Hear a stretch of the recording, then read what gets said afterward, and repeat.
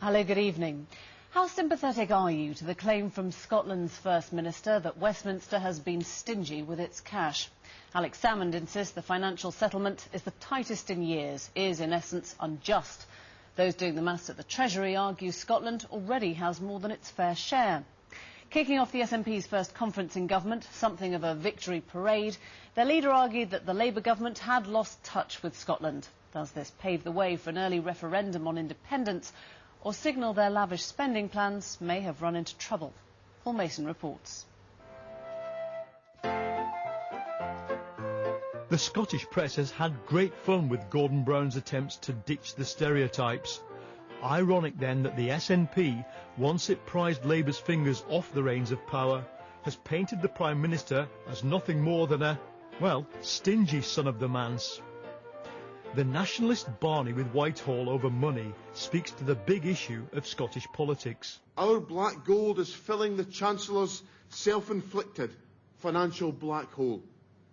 If there was ever a case for Scotland to be in full charge of our own revenues and our own spending, then the UK spending review we have just heard makes the case better than any single one of us could ever have made in our political lives. The SNP has been 176 days in office. In that time, they've issued a legislative timetable that involves scrapping student tuition fees, scrapping tolls on the Forth and Tay bridges, scrapping NHS prescription charges and free school meals for all children in the first 3 years of school.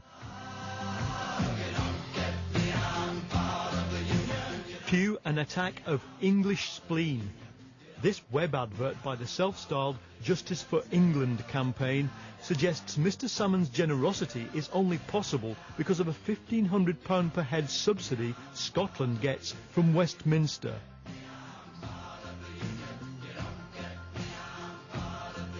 If we really still had a fully united kingdom, then it would be perfectly reasonable for some areas to be subsidised more than others. But the fact of the matter is, since devolution, we don't. And it is completely unfair for Scotland to get the amount of public expenditure that it does under the Barnett formula.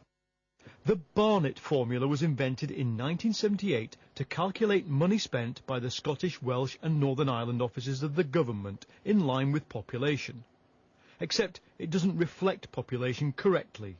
So while spending per head in England is £7,121, like-for-like spending in Scotland is £8,623. Despite that, Mr Salmond's having problems with delivery.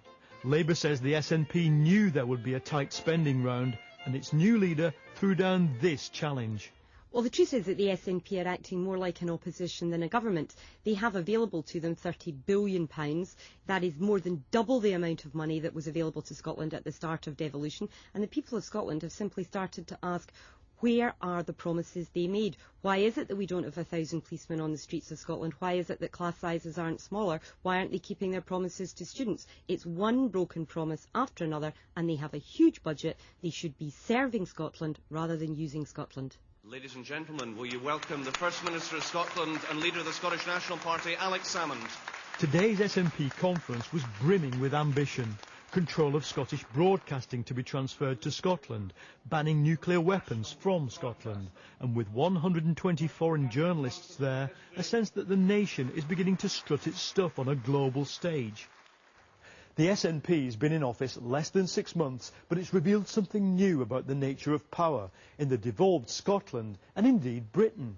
You can do a lot without legislation to set the agenda, create a zeitgeist, momentum and a narrative. Mr Salmond's narrative is about promising popular, granular improvements to everyday life which are then sabotaged by Westminster. It's put Scottish Labour on the defensive and enraged English Tories. And it's designed to.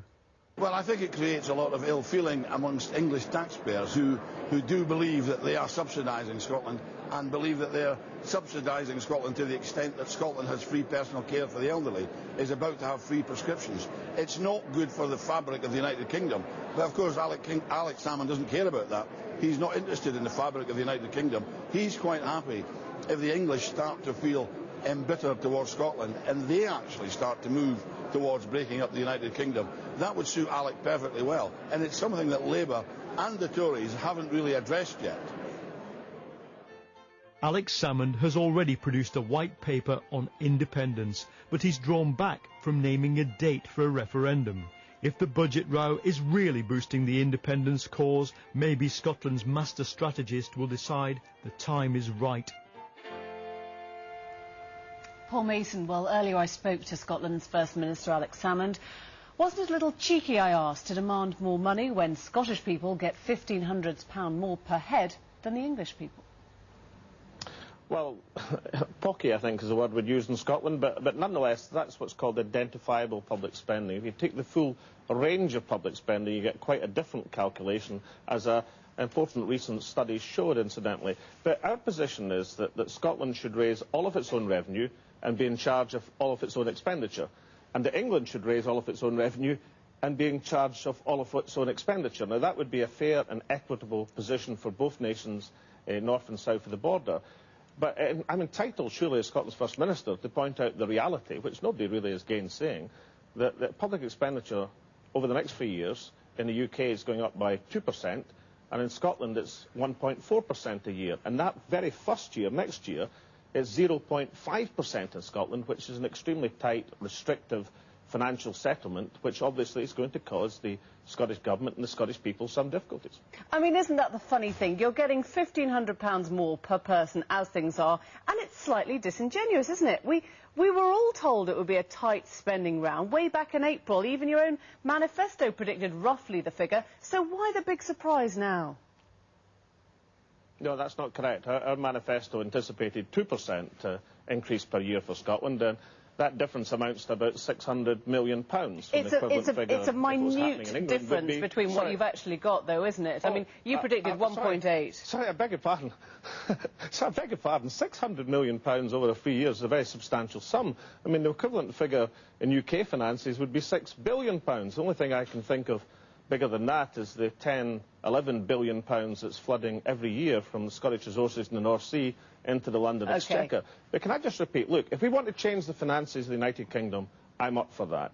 Let's change it in a way that Scotland raises all of its own revenue, has access to its own resources, and is in charge of its own expenditure. Now, what could be fairer than that? Basically speaking, you were predicting 1.8. You've got between 1.5 and 1.6 billion. And isn't the point of this that we're not in a position where Scotland is independent? We're in a position where you have to rule as First Minister in the current circumstances, and you should have known it was a tight fiscal round, a tight round of spending here. No, I'm sorry, it's 1.1 billion we've got. The figures that you've given forget about the changes in the baseline as a result of English health service expenditure. But I'm entitled to say, am I not, that it's a tight financial position when the rest of the UK, or at least England I should say, because Northern Ireland is in much the same position as Scotland in the next 3 years, are getting 2%, Scotland's getting 1.4%, and for the first year it's going to be 0.5%. I think the figures are really beyond dispute, and it's a very fair argument that we're putting forward. Those in Westminster would say that they're not beyond dispute, but let me put to you the big picture, which is that you have made, just a second, you have made lavish promises. You have talked about free prescriptions, free school meals, scrapping road tolls, graduate repayments. These are big promises. Is the truth that you now think you haven't got the money to pay for them?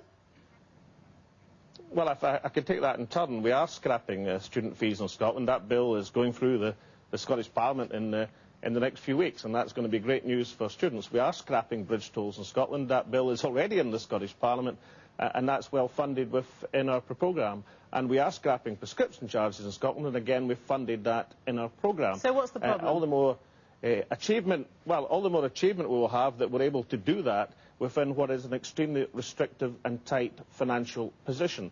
And let me repeat, if we want to end all of these arguments and disputes about who's subsidising who, and is Scotland getting too much, or Scotland getting too little, or England too much, or England too little, then wouldn't it be fair and equitable to have a position where Scotland raised all of its own revenue, was in charge of its own expenditure, and England did exactly the same thing? I think there's many people, perhaps outside the BBC incidentally, where incidentally we get 3% of network programmes for 9% in the licence fee, but people out with the BBC might think that would be a great arrangement to have equal for two nations who would be there on an equitable basis. This argument may be convincing Scottish people that they are better off without Westminster. Isn't it time to test out that theory and put the referendum to them sooner, now?